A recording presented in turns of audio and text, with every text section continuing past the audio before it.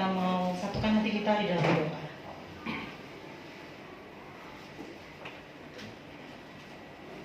Bapa, kami bersyukur buat pagi hari ini, buat kasih-Mu,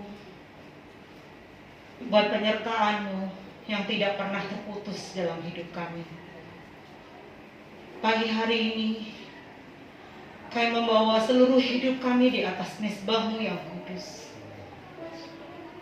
Kami mau merasakan hadirat-Mu. Kami mau merasakan setiap kebaikan yang sudah Tuhan berikan dalam kehidupan kami.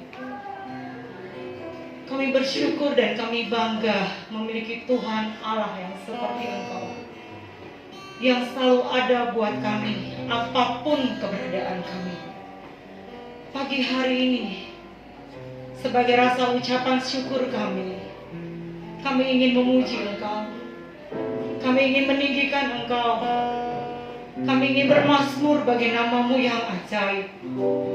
Dan hamba minta di dalam nama Tuhan Yesus, biarlah pengurapan dan hadirat-Mu ada di tempat ini, mengurapi setiap hati kami, menjamah setiap hati kami.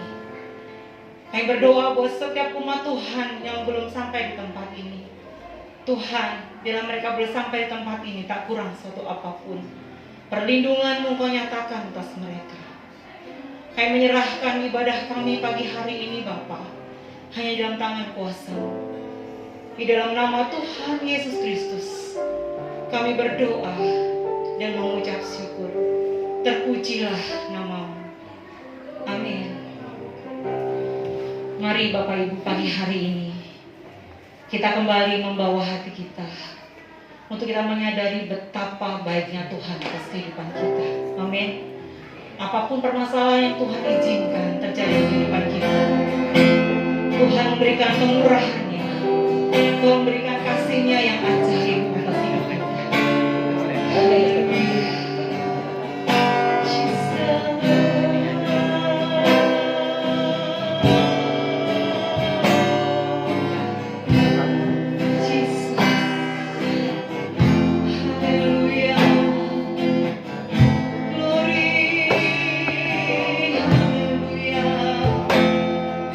Mari kita percaya berkat kemurahan Tuhan turun atas setiap kita.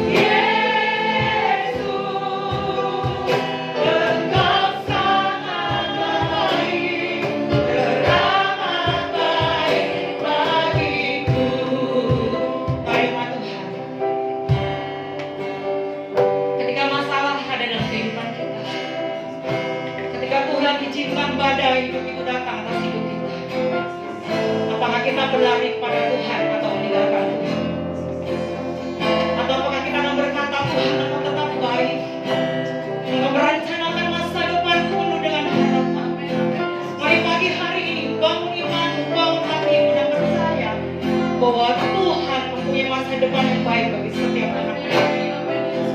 Haleluya. Mari umat Tuhan, kita mau bagi-bagi bersama-sama.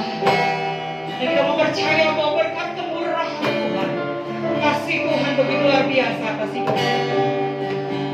Haleluya. Mari kaum pria, katakan bersama-sama, Kau hiasi kehidupanku. Kaum pria, nyanyikan pujian ini. Terima kasih Bapa. Kami percaya Tuhan.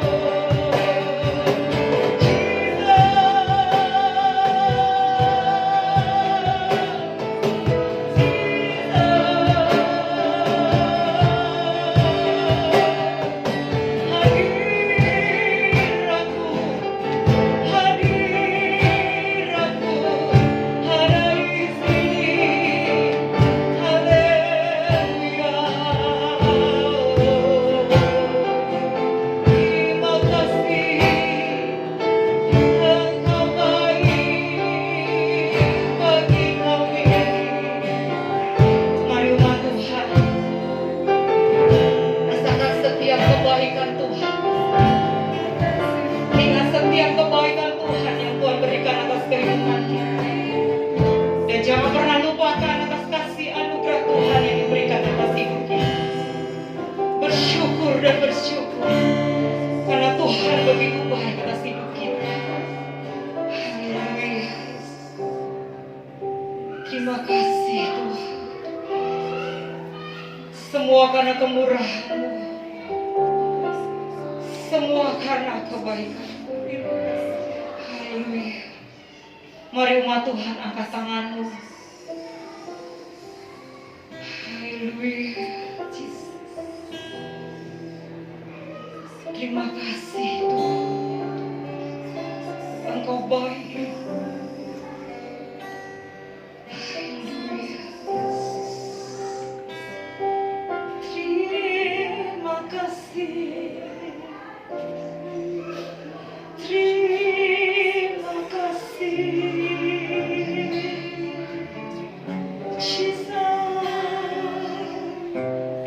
Terima kasih buat kebaikan-Mu. Terima kasih buat keajaiban-Mu. Terima kasih buat kekuatan-Mu.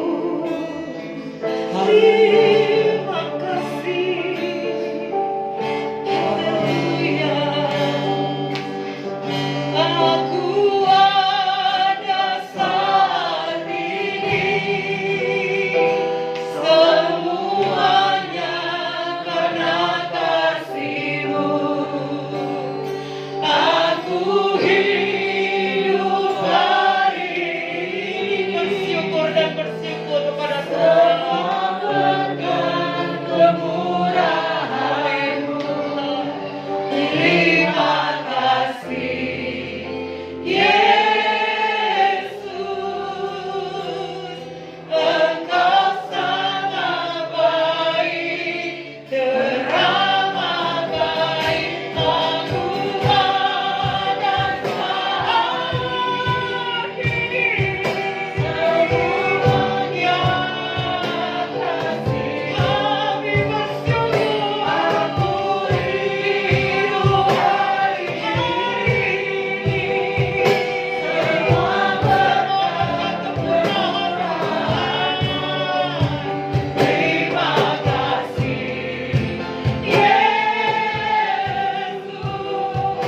Engkau sangat baik, teramat baik. Aku ada saat ini, semuanya karena kasih-Mu. Amin. Aku hidup hari ini, semua berkat kemurahan-Mu. Terima kasih Yesus, Engkau sangat baik, teramat baik. Aku ada saat ini. Mari kita menyadari kita ada saat ini karena kemurahan Tuhan dan kasih Tuhan. Aku hidup hari ini, semua berkat kemurahan-Mu. Amin. Terima kasih Yesus, ya, Engkau sangat baik, teramat baik bagiku. Yesus, Engkau sangat baik, teramat baik bagiku. Yesus, Engkau sangat baik, teramat baik bagiku. Haleluya. Berikan kemuliaan dan sorak-sorai kepada Allah kita. Haleluya. Terima kasih Tuhan. Kami ingin berglori bagi Engkau dan meninggikan Engkau lebih lagi. Haleluya. Amin. Bapak Ibu percaya bahwa Tuhan Yesus yang kita miliki adalah Tuhan yang ajaib. Tuhan Yesus yang kita miliki adalah Tuhan yang baik. Amin. Katakan kepada kiri kananmu, Tuhan itu baik. Mari kepada kiri kanan katakan Tuhan itu baik. Amin. Allah itu baik, sungguh baik bagi kita. Haleluya. Mari berikan tepuk tangan dan sorak-sorai buat Allah kita. Amin. Haleluya. Allah itu baik. Allah itu baik. Sungguh baik bagi ditunjukkannya. Ditunjukkannya kasih setianya. Haleluya. Yang menyediakan, yang menyatakan kebaikan, menyatakan kebaikan, menyatakan kebaikan yang padaku. Allah itu baik, Allah itu baik, sungguh baik bagi ditunjukkannya, ditunjukkannya kasih setianya. Yang menyediakan, yang kuperlukan, menyatakan kebaikan, menyatakan kebaikan, menyatakan kebaikan yang padaku. Sama-sama katakan, kasih setianya tak pernah berubah.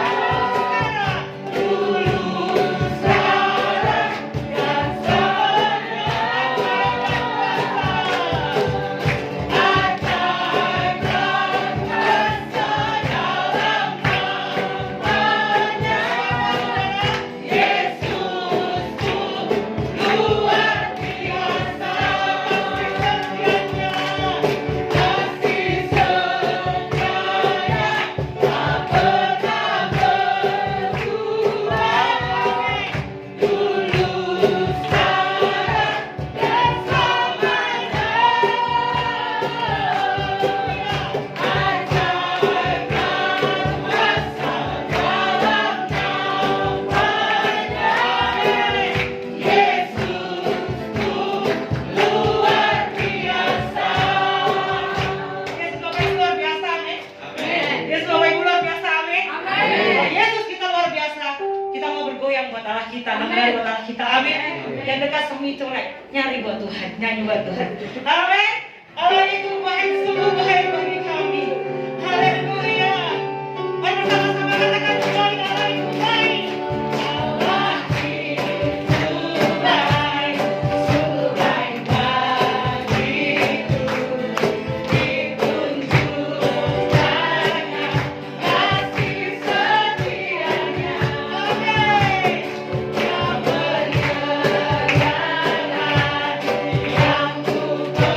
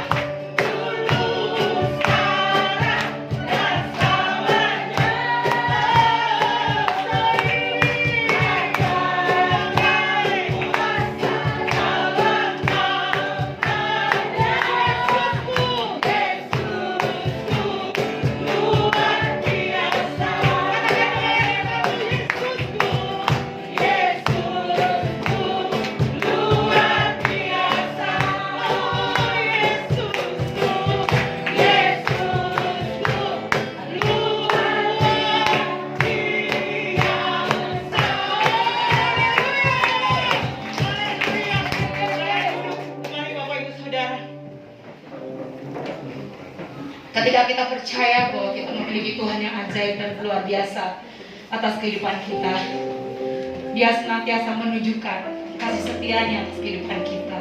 Amin. Dia adalah Bapa yang setia, yang tidak pernah meninggalkan kita sedetik pun.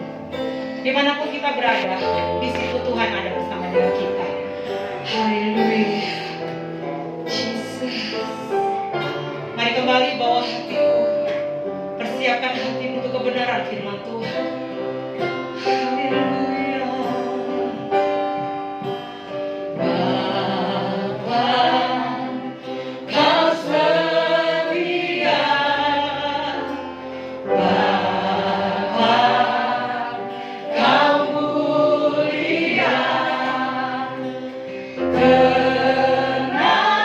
Tenanglah jiwaku, aman bersamamu.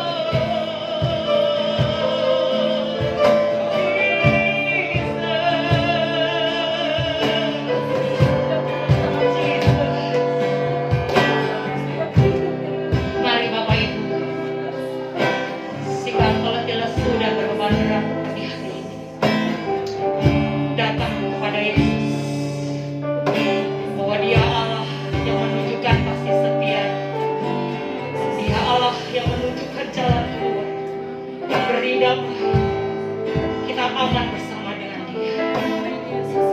Seberapa besar engkau merindukan Tuhan, angkat tangan bagi Allah kita dan katakan, Tuhan, aku merindukan Engkau.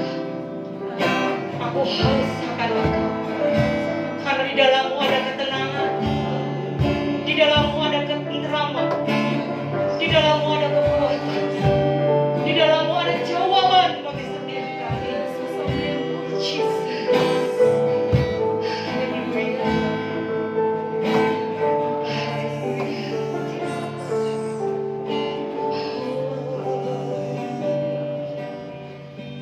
Kau tunjukkan kasih setiamu, Kau menyediakan yang ku perlu, Kau setia, Kau sampai selama-lamanya Tuhan. Tulus dan setia bagi kami.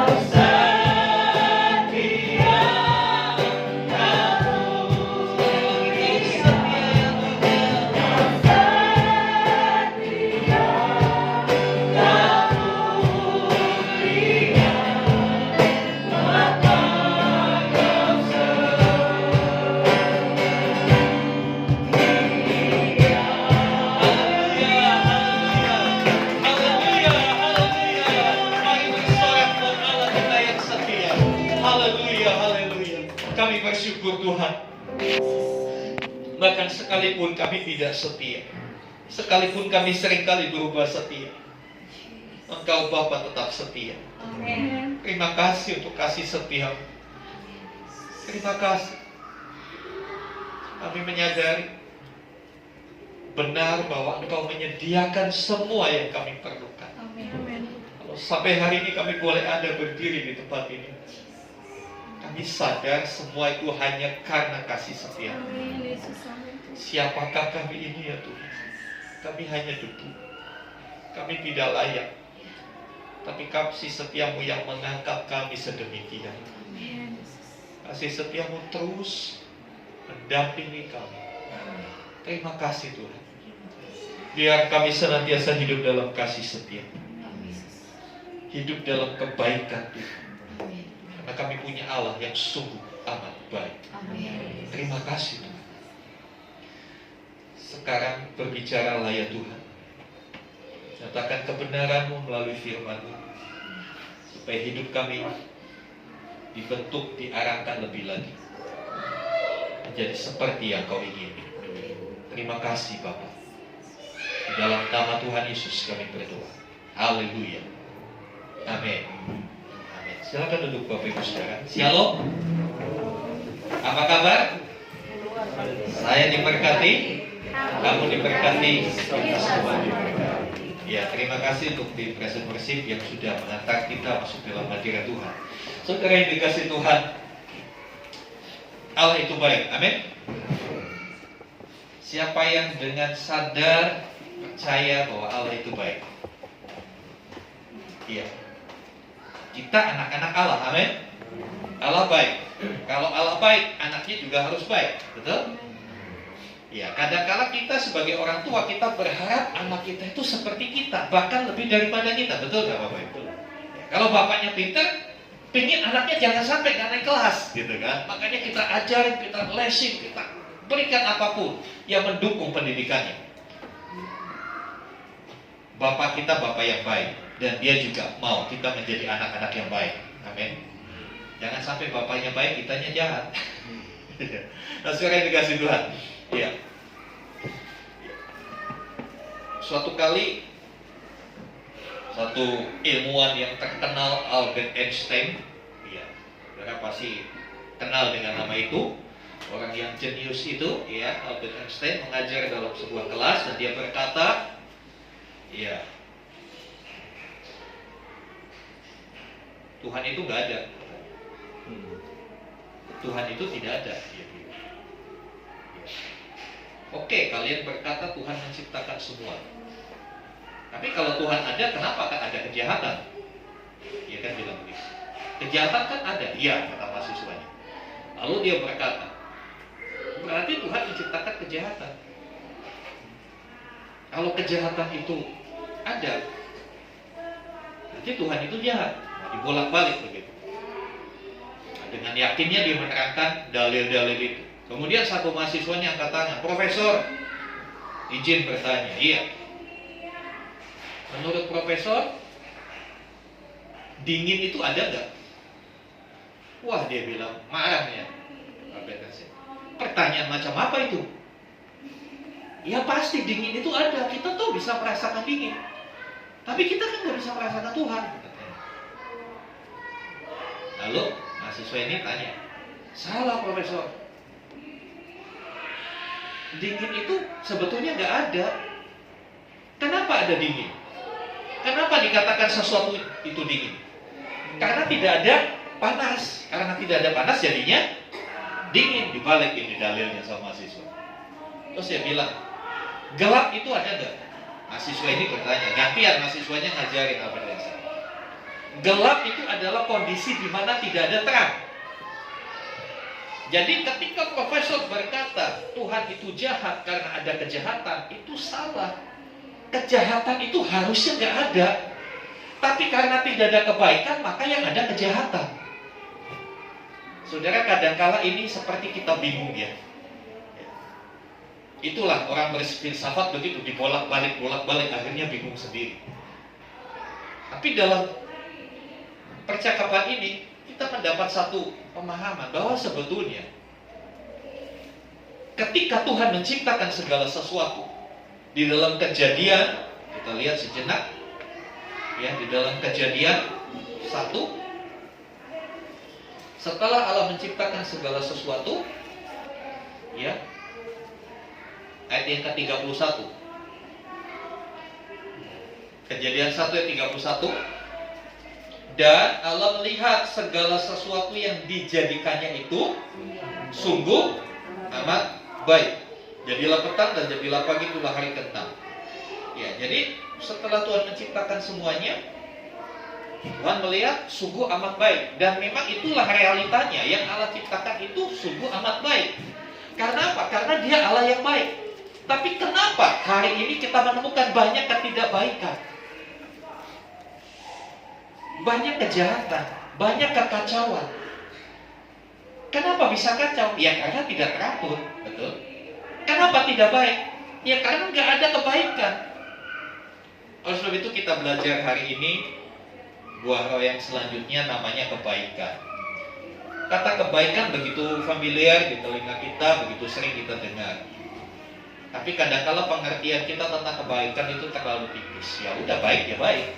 Ketika orang kasih senyum sama kita, bertegur sapa, oh dia baik. Ya. Ketika orang traktir kita makan, oh dia baik. Tapi apakah sesederhana itu kebaikan?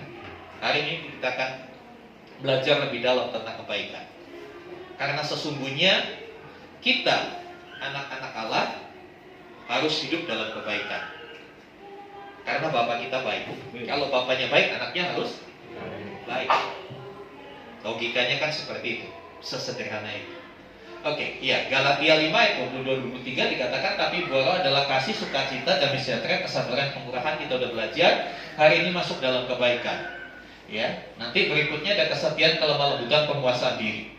Ya, tidak ada hukum yang menentang hal itu. Ya, di negara apapun, di budaya apapun, nggak ada hukum yang menentang hal-hal ini. Adakah orang yang melarang orang berbuat baik? Adakah orang yang melarang untuk sabar? Ya, menganjurkan untuk sabar? Iya. Jadi sebetulnya buah roh adalah karakter unggulan yang harus dimiliki setiap anak Tuhan. Karakter-karakter unggulan yang sebetulnya hanya Allah yang punya. Tapi karena kita anaknya, genetiknya sama, ya, kita ini genetiknya sama, DNA-nya sama. DNA itu apa? Pembawa sifat. Pembawa sifat. Kita punya, ketika kita percaya kepada Tuhan, firman Tuhan berkata, ada benih.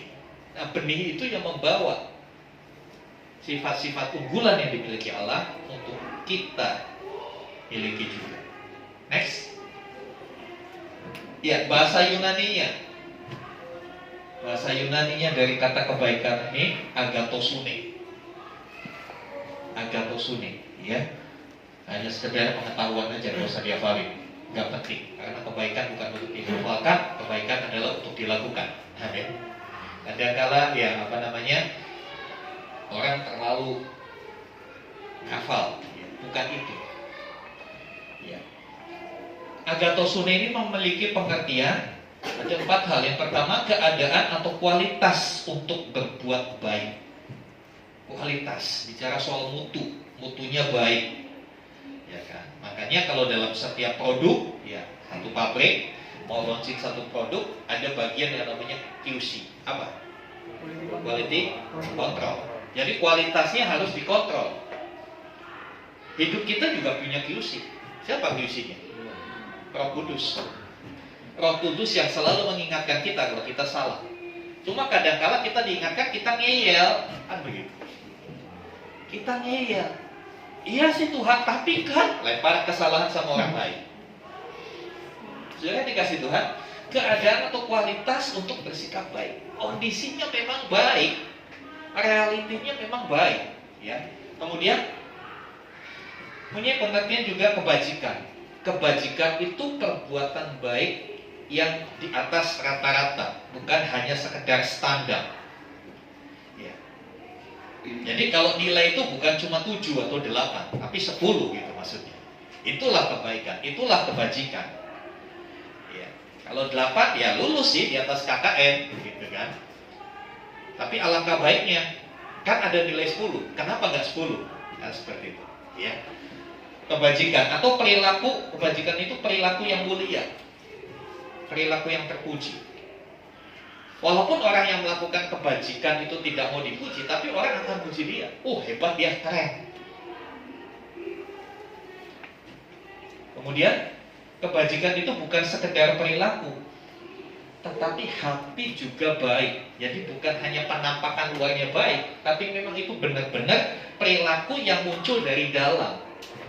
Jadi bukan settingan, bukan bahasa politiknya pencitraan, tapi memang dia dari dalamnya memang baik.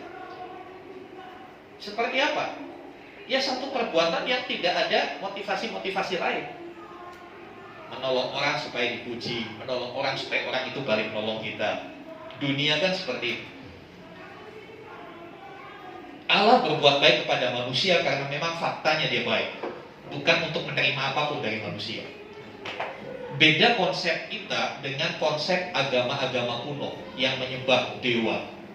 Ya, orang-orang yang menyembah dewa itu memberi sesaji, melakukan ritual-ritual, tujuannya supaya apa? Dewanya senang.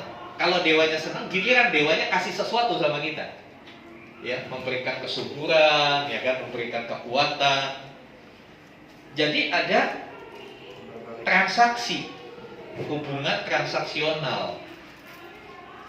Dewa memberkati manusia supaya manusia itu tunduk sama dia, supaya manusia itu kasih sesuatu yang dewanya mau.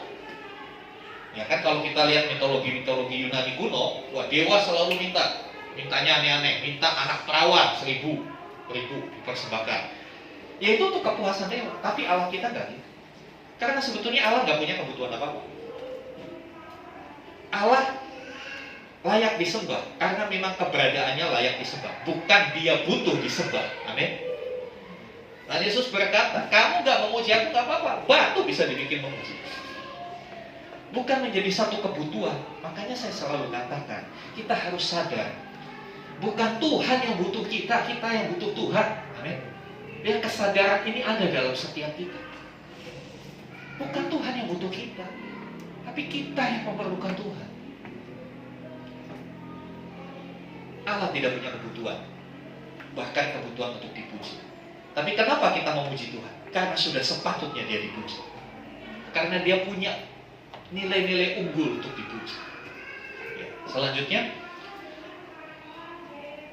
kebaikan itu adalah perbuatan yang didasari hukum, motivasi dan tujuan yang benar. Ini bedanya kebaikan konsep firman Tuhan dengan kebaikan dunia. Kebaikan dunia itu hanya levelnya di perasaan. Oh, dia baik, saya senang. Kalau kita bikin orang senang, kita dianggap orang baik. Betul? Kalau kita bikin orang senang, kita dibilang orang baik. Sehingga dunia bisnis melakukan hal itu dengan konsep konsumen adalah raja, pembeli adalah raja, harus dilayani, dibuat senang. Tapi punya tujuan. Tujuannya apa? Supaya duit lu ke gua, kan begitu. Supaya lu transfer ke gua gitu. Tapi kebaikan dalam konteks gua kalau agathos suni bukan seperti itu. Perbuatan yang didasari hukum. Jadi ini perbuatan baik yang tidak melanggar hukum. Saudara mungkin pernah, zaman saya kecil dulu ada film yang namanya Robin Hood. Pernah dengar Robin Hood? Ceritanya gimana itu? Dia pahlawan merampok orang kaya untuk apa? Dibagi kepada orang miskin. Pertanyaannya, kebaikan bukan?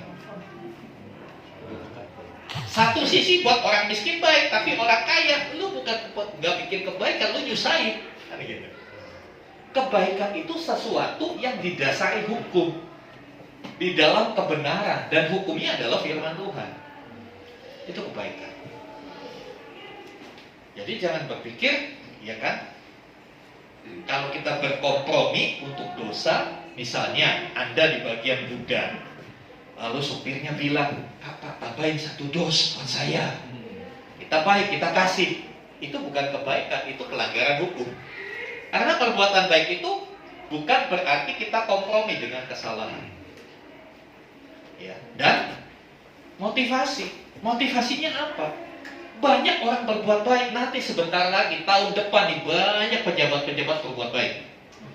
Banyak orang-orang berbuat baik, kasih kaos lah, kasih topi lah, kasih apa, kasih amplop. Gak mau saya dikasih amplop, saya mau isinya.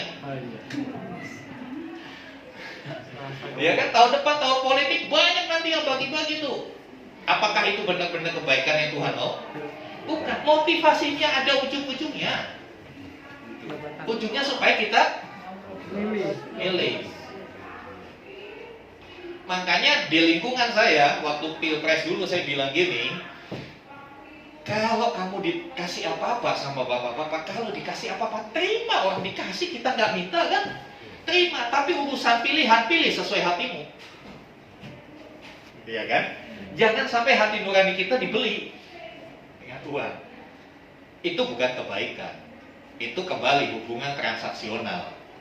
Saya kasih, kamu harus kasih juga ke saya. Ya kan, hubungan transaksional kan begitu. Ketika kita bertransaksi di pasar atau di toko, kita ambil barang buat kita, tapi uang buat dia. Kebaikan gak seperti itu. Kebaikan yang Tuhan mau itu benar-benar dijelaskan dengan satu kata, tulus, bukan karena fulus.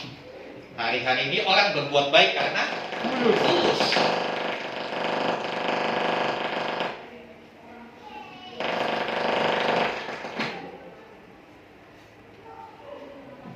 Ya, orang berbuat baik karena fulus. ada sesuatu yang diharapkan. Ingat, kebaikan dalam buah roh itu adalah sifat-sifat unggul yang dimiliki Allah. Apakah Allah memberkati kita supaya kita memberikan sesuatu kepada Dia? Makanya dalam konteks kebenaran firman Tuhan, memberi persembahan itu bukan sesuatu yang wajib. Buat saya, ketika saya dikasih kesempatan memberi persembahan, itu adalah satu kehormatan buat saya. Itu adalah satu kesempatan untuk saya menyatakan kasih saya kepada Tuhan. Makanya saya tidak setuju ketika gereja berkata jemaat wajib kasih perpuluhan. Kata wajib ini menjadi satu syariah, menjadi sesuatu yang pada akhirnya menjadi beban. Tapi ketika kita memberikan persembahan persepuluhan dengan satu konsep berpikir, iya, ini salah satu bentuk ucapan syukur. Saya sudah dikasih 100% sama Tuhan, sudah selayaknya 10% buat Tuhan. Kan saya masih punya 90, masih kurang yang 90. Kalau konsep kita seperti itu, perpuluhan tidak menjadi beban. Banyak orang yang menjadikan perpuluhan beban. Kenapa? Saya ketemu satu orang di Kelapa Gading. Saudara tahu kalau orang udah tinggal di Kelapa Gading itu ekonominya seperti apa ya? Dia bilang, saya mau pilih gereja yang nggak ada peraturan perpuluhannya. Maksudnya apa Pak? Nggak ada peraturan perpuluhan? Ya nggak wajib kasih perpuluhan. Oh iya, ada tuh gereja. Oh iya ada, gereja mana? Iya ini. Tapi di situ diminta 50%, nggak perlu perpuluhan. Waduh, parah itu katanya. Ya karena konsepnya hanya memberi hanya berdasarkan syariah, hanya berdasarkan peraturan, jadi beban. Makanya saya mau setiap kita, kalau kita dikasih kesempatan memberi, biarlah kita punya konsep berpikir benar. Saya dikasih kesempatan untuk terlibat dalam pekerjaan Tuhan. Saya dikasih kesempatan untuk saya bersyukur untuk apa yang Tuhan sudah terima. Jadi kita nggak merasa terbebani itu. Karena kebaikan itu nggak ada motivasi apa-apa. Ya karena memang hatinya baik ya baik, ya keluar. Nah, seperti itu. Ya kemudian tujuannya juga benar. Banyak kali orang melakukan sesuatu tanpa tujuan. Ya saya mau berbuat baik aja Pak. Ya, saya ingat dulu waktu SMA, saya ditegur sama teman saya. Karena apa? Karena ulangan saya nggak pernah kasih contekan sama teman saya. Saya dianggap saya nggak baik gitu kan. Wah, ya kamu itu pintar tapi nggak baik. Kenapa? Oh duduk sebelah dia apes dah, nggak bisa dikasih contekan katanya. Kan dulu kan kalau ulangan itu kan duduknya dipisah gitu kan, dipisah diputar. Hari ini siapa, besok pasangannya siapa lagi. Kalau teman-teman saya pada nggak suka kalau duduk depan saya, sebelah saya, karena setiap kali dicoret saya selalu menggeleng. Iya. Orang berpikir kalau kasih contekan itu baik. Tujuannya salah. Tujuannya tidak mendidik. Betul? Tujuannya tidak mendidik seseorang. Kalau tujuannya benar, dia nggak akan kasih contekan. Lebih baik, oke, kamu nggak ngerti, nanti ya selesai ulangan saya ajarin kamu. Kan seperti itu. Dan banyak kali kita nggak sadar. Kita pikir baik itu ya bagaimana kita menyenangkan orang. Nah, seperti itu. Kadang-kala tanpa sadar kita menjerumuskan orang. Banyak gereja yang saya melihat, yang bisa saya sebutkan namanya, banyak gereja untuk berkembang, untuk dapat jiwa banyak, melakukan kebaikan, menurut mereka kebaikan, tapi di sisi lain itu menjerumuskan. Jemaatnya tiap bulan semua dikasih sembako. Saya nggak berkata itu nggak salah, tapi tujuannya kurang tepat. Akhirnya begitu sembakonya nggak ada, karena pandemi, keuangan gereja anjlok, nggak bisa beli sembako, karena gembalanya juga dapat bantuan pemerintah, sembako, nggak bisa kasih lagi jemaat, habis jemaatnya, habis. Ya, kita berkomunitas bukan karena seperti itu, amin. Makanya di awal saya selalu katakan, kita adalah komunitas orang-orang yang sadar bahwa kita belum sempurna. Amin. Kita sadar kita belum sempurna. Kita sadar perlu dibenahi. Dan dalam komunitas ini kita mau sepakat, saya mau berubah. Amin. Bukan untuk cari sesuatu.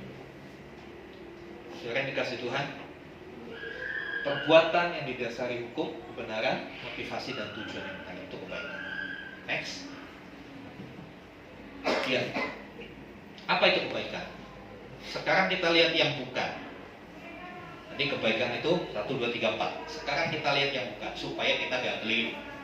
Ya.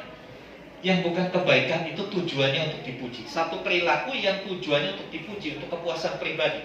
Ada orang-orang tertentu yang kalau dipuji itu happy banget. Walaupun dia habis uang, asal dipuji senang. Dan itu menjadi satu kebutuhan dia. Nah, ini bukan kebaikan. Ini justru kesalahan. Selanjutnya, dilakukan bertentangan dengan kebenaran tadi. Khusus saya kasih contoh Robin Hood. Orang kaya kasih orang miskin. Sekarang Robin Hood zaman sekarang beda lagi. Ada Robin Hood zaman sekarang, saudara. Ada Robin Hood zaman sekarang. Korupsi sebesar-besarnya, uang korupsi buat bikin bantuin orang miskin. Ada pemulung dikasih, dibeliin ini. Duitnya dari korupsi itu Robin Hood milenial seperti itu. Itu bukan kebaikan. Ya. Kemudian yang bukan kebaikan adalah kita melakukan sesuatu karena kita menerima kebaikan dari orang itu.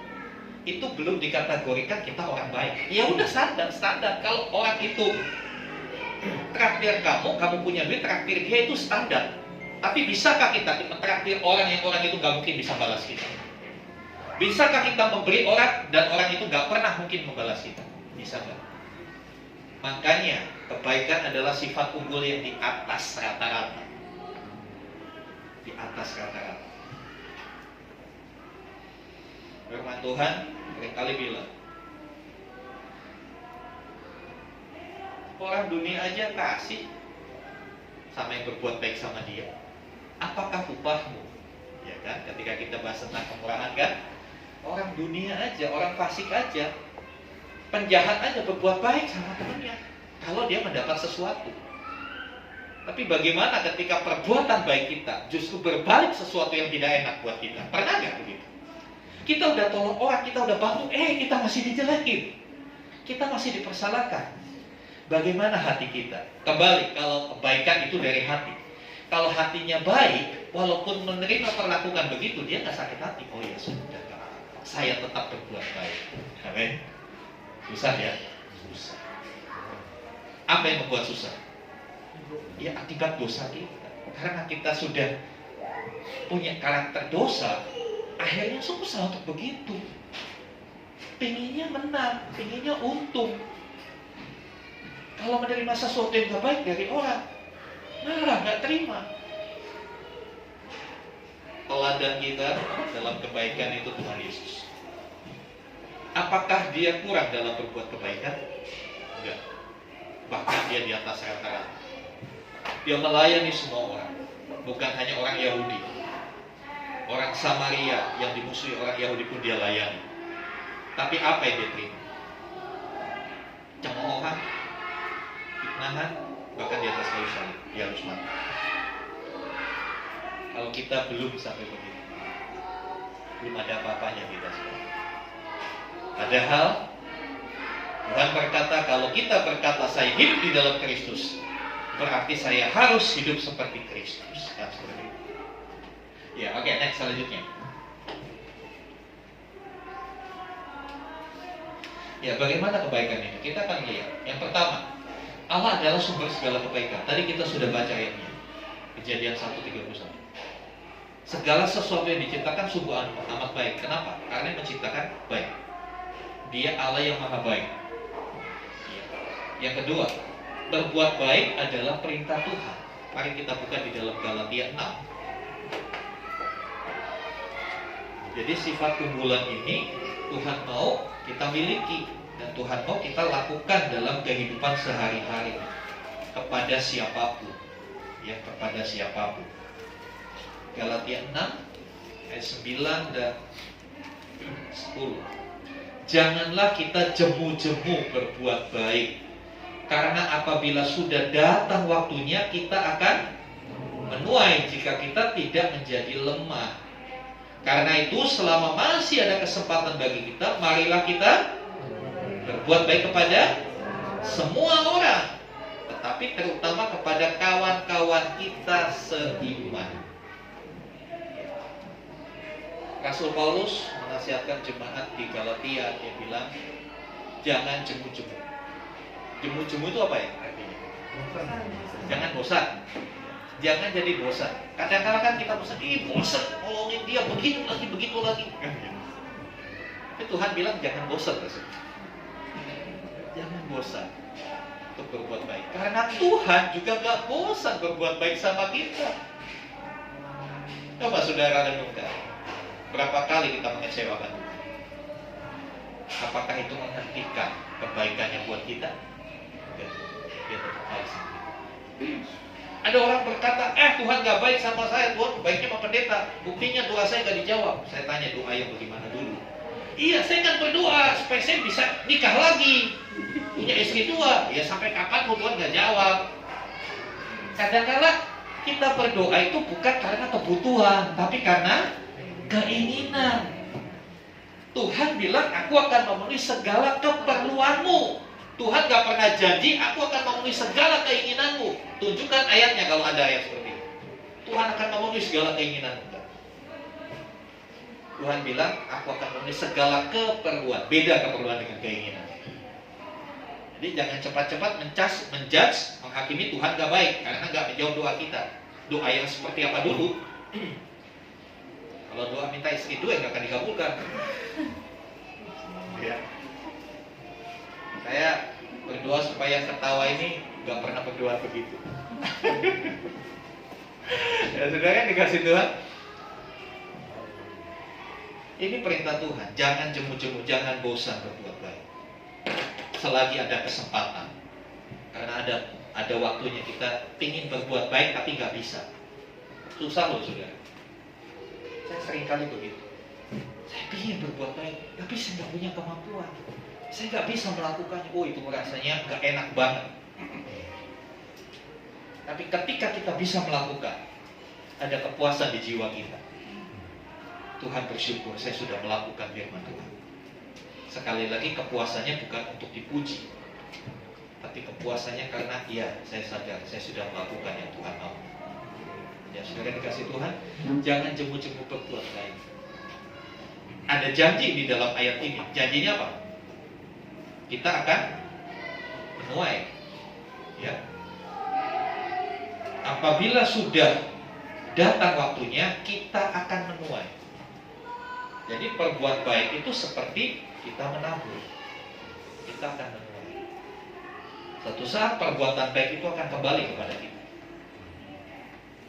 Mungkin bukan dari orang yang kepadanya kita berbuat baik, mungkin dari orang lain. Mungkin dari orang lain.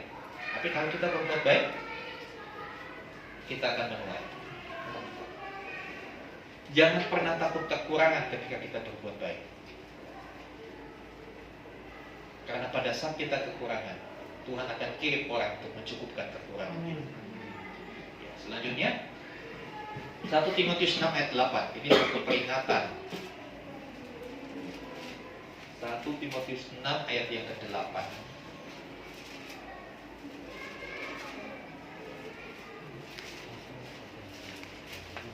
Demikian firman Tuhan. Ayat 18, 1 Timotius 6 ayat 18. Peringatkanlah supaya mereka itu berbuat baik, menjadi kaya dalam kebajikan, suka memberi dan membagi.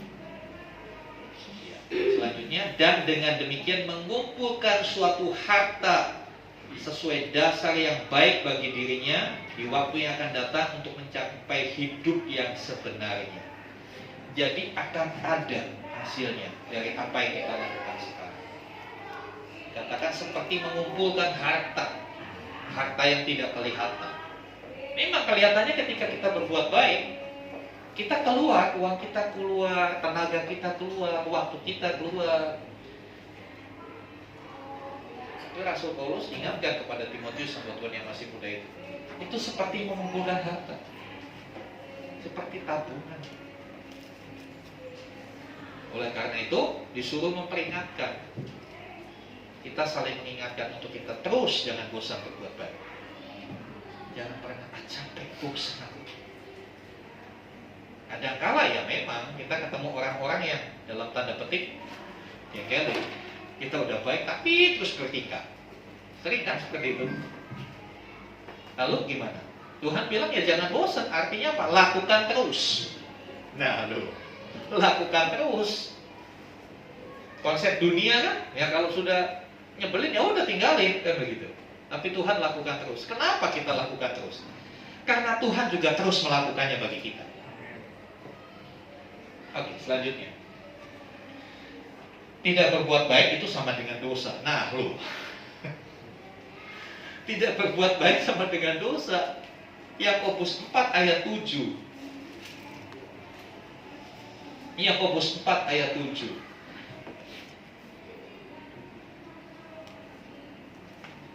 Ayat 17. Ya, Yakobus 4 ayat 17. Jadi jika seorang tahu bagaimana ia harus berbuat baik, tetapi ia tidak melakukannya, ia berdosa. Kata tahu itu menunjukkan dia mengerti dan bisa melakukannya. Ngerti, tahu ini waktunya saya berbuat baik. Dia punya kemampuan, tapi dia tidak melakukannya. Firman Tuhan katakan ia berdosa. Bukan saya ngomong firman Tuhan. Kita tahu melakukan kebaikan, tapi kita tidak lakukan. Kita berdosa. Selanjutnya, kebaikan adalah karya Roh Kudus. Kembali kita lihat Galatia 5 ayat 22, kebaikan itu buah roh. Artinya apa? Kebaikan itu tidak akan muncul dari diri kita sendiri. Karena sebetulnya setelah manusia berdosa, yang tadi dikatakan Tuhan sungguh amat baik, jadi sungguh tidak baik. Nah, Tuhan ingin mengembalikan kita menjadi sungguh amat baik. Caranya gimana? Roh Kudus membantu kita. Roh Kudus yang mengerjakan kebaikan itu. Bagian kita hidup dipimpin roh. Kita nunggu. Ya, orang Jawa bilang manut wae, ngikut aja. Kadang-kadang kita nggak tahu Tuhan kenapa sih. Tuhan kok tempatkan saya di Cikarang begini. Waktu saya pertama kali di Bekasi, teman-teman saya bilang begini. Pelayanan di mana? Di Bekasi. Planet mana tuh? Ya kan? Bekasi kan idealnya Pak planet lain. Planet mana tuh? Oh belum tahu ya. Saya gituin aja. Segera dikasih Tuhan. Mungkin saat ini kita nggak tahu. Kenapa Tuhan seperti ini? Kenapa saya ada dalam kondisi seperti sekarang? Mungkin hari ini kita nggak ngerti. Tapi belajar nurut, belajar hidup dipimpin Roh Kudus. Nanti pada akhirnya kita bilang, oh iya, ternyata ini maksud Tuhan ya, saya ditempatkan di sini. Kenapa saya harus melewati ini dan ini? Tuhan sedang mengerjakan sesuatu dalam diri kita. Karena Dia rindu sekali kita itu kembali dalam kondisi dari sononya, sungguh amat baik. Sekarang, mungkin kita sudah baik, tapi belum baik-baik benar lah. Kan begitu. Ya masih standar gitu. Nah Tuhan mau standar kita itu gak standarnya dunia. Standarnya kita itu standarnya Tuhan. Seperti kebaikan Tuhan, itulah kebaikan kita. Karena kita ini anak Tuhan ya. Kalau anak Tuhan jahat perlu diperiksa identitasnya, benar anak Tuhan atau bukan. Jangan-jangan dia cuma pura-pura. Jangan-jangan itu penyusup dari luar kan. Kalau kita anak Tuhan, kalau Dia Bapa yang baik, kita pun baik. Saudara dikasih Tuhan, karya Roh Kudus akan mengerjakan kebaikan. Mungkin hari ini kita berkata, saya gak mampu Tuhan. Saya boleh berbuat baik sama orang ini, tapi untuk yang satu ini saya gak bisa Tuhan. Rasanya. Saya tahu saudara pernah mengalami hal seperti itu. Kalau sama yang ini, rasanya mungkin saudara berkata, kalau pembunuh itu gak dosa, bunuh. Ayo jujur, pernah gak ngalamin begitu? Saya akui, saya pernah. Ketika saya, orang itu memperlakukan sesuatu yang buruk sama saya. Iblis memberikan ide, kalau membunuh itu gak dosa, saya bunuh. Saudara, ya itulah makanya saya kata, saya ini belum baik. Saya sedang belajar untuk melakukan kebaikan. Oke, next. Ini yang penting. Ini bagian terakhir yang penting. Ya, apa hubungannya kebaikan dan keselamatan? Nah, ini penting. Ini bicara soal pengajaran dasar dalam kekristenan. Ternyata saudara, kebaikan itu bukan untuk kita selamat. Tapi karena kita selamat, kita wajib berbuat baik. Saya jelaskan. Efesus 2 ayat 8 dan 9. Kita cepat saja Efesus 2 ayat 8 dan 9. Saya penting sampaikan ini karena inilah yang membedakan kita dengan agama saudara sepupu. Ya. Ada keyakinan atau agama yang mengatakan nanti suatu saat ketika orang itu mati, ada malaikat yang nyatet baiknya, jahatnya. Kalau baiknya setebal ini, jahatnya segini, maka dia ke sorga. Tapi kalau baiknya cuma segini, jahatnya segini, masuk neraka.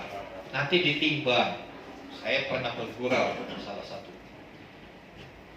yang menganut pemahaman begitu. Terus kalau timbangannya rusak bagaimana? Atau kalau draw satu-satu, jahatnya 10, baiknya 10, bingung kan? Sweet gitu. Dan sekarang dikasih berat. Ya kita akan lihat di dalam Efesus. Ini kebenaran ajaran kita itu seperti ini. Jadi saya berharap kita nggak salah mengerti. Kita berbuat baik bukan untuk diselamatkan. Efesus 2 8 dan 9. Sebab karena kasih karunia kamu diselamatkan oleh iman. Itu bukan hasil usahamu, tetapi pemberian Allah. Itu bukan hasil pekerjaanmu. Jangan ada orang yang memegahkan diri. Jangan sombong. Ya. Karena kita ini buatan Allah, diciptakan dalam Kristus Yesus untuk melakukan pekerjaan baik yang dipersiapkan Allah sebelumnya. Ia mau supaya kita hidup di dalamnya. Saudara dikasih Tuhan, saya pecahkan seperti ini ayat ini. Karena kalau kita baca ayat ini jadi bingung. Kita diselamatkan itu karena kasih karunia. Artinya apa? Pemberian Allah, anugerah. Kita nggak akan pernah bisa diselamatkan dengan kekuatan kita. Oleh iman. Itu diterima oleh iman. Iman itu apa? Percaya dan mempercayakan hidup kepada Tuhan. Iman itu bukan sekedar percaya. Contohnya, saudara percaya Pak Jokowi itu presiden? Ya percaya, karena kita tahu kita percaya. Tapi apakah saudara mempercayakan hidupmu sama Pak Jokowi? Enggak. Hidup kita bukan tergantung Pak Jokowi, kan begitu? Ya. Iman itu percaya dan mempercayakan diri, menyerahkan hidup, berserah sepenuhnya. Itu iman. Ya. Keselamatan itu bukan hasil usaha kita, bukan hasil pekerjaan kita. Ya. Karena itu jangan memegahkan diri, jangan sombong. Next. Jika kita berbuat baik, bukan supaya selamat, bukan supaya selamat, tetapi karena kita telah diselamatkan, kita harus melakukan kebaikan dan kita harus hidup dalam kebaikan itu terus menerus. Jadi begini saudara, jangan sampai kita berpikir saya berbuat baik supaya selamat. Kalau nggak berbuat baik nggak selamat. Konsepnya bukan begitu. Kita sudah diselamatkan. Kita sudah diselamatkan. Tapi kita punya tanggung jawab setelah diselamatkan kita berbuat baik. Kenapa kita harus ambil tanggung jawab itu? Perhatikan ayat yang 10. Karena kita ini buatan Allah. Iya, ini gak terbantahkan. Kita buatan Allah, bukan buatan mama papa kita. Mama papa kita cuma jalannya doang. Iya kan? Dan selanjutnya diciptakan dalam Kristus Yesus. Atau diciptakan ini recreation, dibentuk ulang dalam Kristus Yesus. Setelah kita percaya, kita ini lagi dibentuk ulang, lagi ditransformasi. Yang tadinya rusak karena dosa diperbaiki sama Tuhan. Ya. Untuk, nah tujuannya untuk melakukan pekerjaan baik, untuk melakukan kebaikan. Jadi itulah tanggung jawab kita. Setelah kita diselamatkan karena anugerah, kita punya tanggung jawab untuk melakukan pekerjaan baik. Dan ternyata pekerjaan baik itu sudah dipersiapkan Tuhan, sudah direncanakan Tuhan. Jadi kalau saudara suatu saat ketemu orang yang perlu pertolongan saudara di tengah perjalanan, itu sudah disetting sama Tuhan begitu, itu bukan kebetulan. Ketemu orang membutuhkan pertolongan, tetanggamu atau siapamu, saudara ada di situ. Itu sudah dipersiapkan. Tuhan yang setting, dia sutradara yang agung, yang setting kita. Kita lihat, kita lakukan nggak? Kalau kita nggak lakukan, Yakobus bilang kita berdosa. Ya, saya berharap kita paham. Hingga ketika kita berbuat baik, kita ngerti. Bukan karena kita ingin selamat, kita sudah selamat. Sebagai bentuk kewajibannya orang yang sudah selamat melakukan kebaikan. Ya. Oke, itu hubungan antara kebaikan dan keselamatan. Karena ada orang-orang yang seperti itu, berbuat baik untuk selamat, karena konsepnya timbangan tadi, nanti ditimbang katanya. Tapi ada loh orang juga itu ekstrim kiri, ini ada ekstrim kanan. Kita kan udah diselamatkan, ngapain berbuat baik? Kan udah selamat, ngapain? Ini juga salah. Karena apa? Tuhan merencanakan kita hidup dalam kebaikan. Kembali, karena kita adalah anak. Anak itu genetiknya sama dengan bapaknya, ya kan? Anak itu genetiknya sama dengan bapaknya. Kalau ada sesuatu yang berbeda, apa yang salah ini? Kan begitu. Saya percaya setiap kita adalah orang-orang yang sudah diciptakan Allah di dalam Kristus Yesus. Untuk kita sama-sama melakukan kebaikan. Amin. Next. Kita buatan Allah, diciptakan dalam Kristus untuk melakukan pekerjaan baik yang telah dipersiapkan Allah. Ia mau supaya kita hidup di dalamnya, hidup dalam kebaikan. Jadi ini satu polanya Tuhan. Tujuannya kita hidup dalam kebaikan. Kita sudah diselamatkan. Next. Jadi kita berbuat baik bukan untuk selamat, tetapi karena kita telah diselamatkan, kita harus melakukan kebaikan dan hidup dalam kebaikan terus-menerus. Kita berbuat baik karena telah diselamatkan. Itu salah satu bentuk responsibility, salah satu bentuk tanggung jawab. Bukan lalu setelah diselamatkan seenaknya, kan seperti itu. Kalau diselamatkan kita punya tanggung jawab. Sama seperti saudara pingin diterima di satu perusahaan yang bonafit, perusahaan A, wah perusahaan ini bonafit, gajinya 1 bulan 1 miliar, wah serangkaian tes, gagal, tapi tiba-tiba tanpa sengaja saudara ketemu sama pemilik perusahaan itu, kamu, ngapain masuk perusahaan itu Pak? Kenapa kamu lesu? Aku gagal Pak, tesnya gagal terus, ya sudah, kamu masuk. Loh, kok bisa? Saya punya, ayo masuk. Bisa nggak?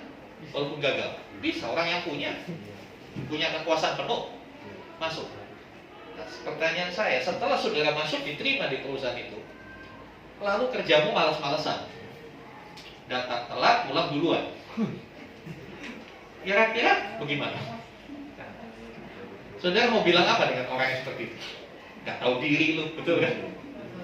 Gak tahu diri banget sih. Soalnya kadang-kala kata-kata itu kita tujukan sama diri kita. Kalau kita masih hidup dalam dosa, kalau kita masih belum melakukan firman Tuhan, gak tahu diri banget sih lu. Maaf kalau saya ngomong seperti itu, karena saya ngomong gini ngomong buat diri saya sendiri.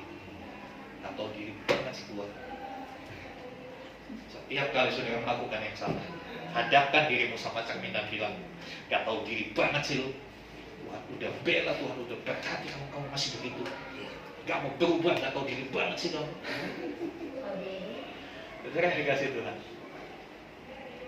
itulah kenyataan kehidupan kita. Makanya dalam komunitas, disinilah kita saling menguatkan, disinilah kita saling mengingatkan, supaya kita maju bersama. Amin. Ya, next. Ya, kita bangkit berdiri. Maka kita sadar bahwa kita bukan orang baik. Baca dulu, kira-kira apakah ini benar keputusan saudara. Sekali lagi saya nggak paksa. Kalau saudara setuju, mari ucapkan bersama dengan saya. Kalau nggak setuju, diam aja nggak apa-apa. Itu pilihan Anda. Oke, yang setuju saja. 2, 3. Aku sadar bukan orang baik, tapi aku bersyukur karena aku telah diselamatkan. Karena itu aku mau berbuat baik dan terus hidup dalam perbuatan baik yang telah dipersiapkan Allah. Dengan pemimpin Roh Kudus, aku pasti bisa melakukannya. Oke, sekali lagi kata aku ganti dengan nama saudara masing-masing. Dengan personal name. Ya, 2, 3. Baca sadar, baca bergabung, baca bersyukur, anugerahnya telah diselamatkan. Baca mau berbuat baik, terus hidup dalam perbuatan baik yang telah dipersiapkan. Dengan pimpinan Roh Kudus, kita pasti bisa melakukan. Itu bukan kepala. Angkat hatimu kepada Tuhan yang baik. Angkat hatimu kepada Bapa yang setia. Sedang pemain musik. Haleluya, haleluya. Hadapkan dirimu kepada Allah yang baik. Seharusnya kita malu kalau kita belum berbuat baik.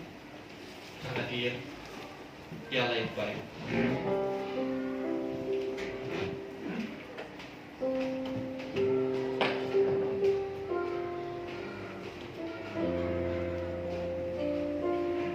Kasih setianya sudah begitu sering ditunjukkan, dinyatakan dalam hidup kita.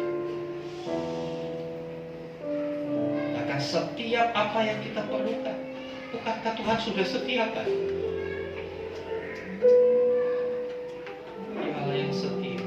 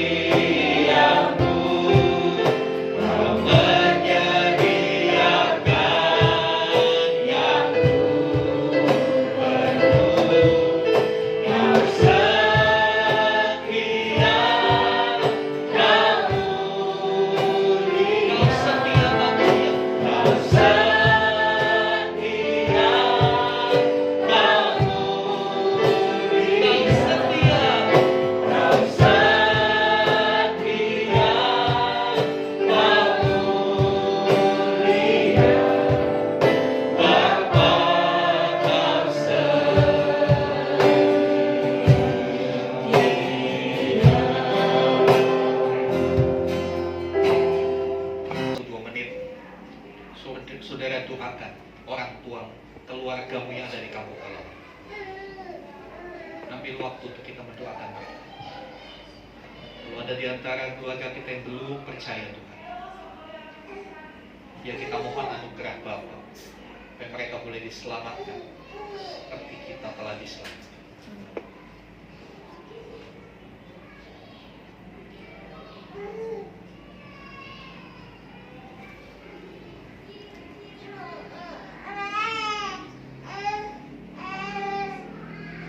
Baiklah, sekarang mari buka hatimu, angkat tangan.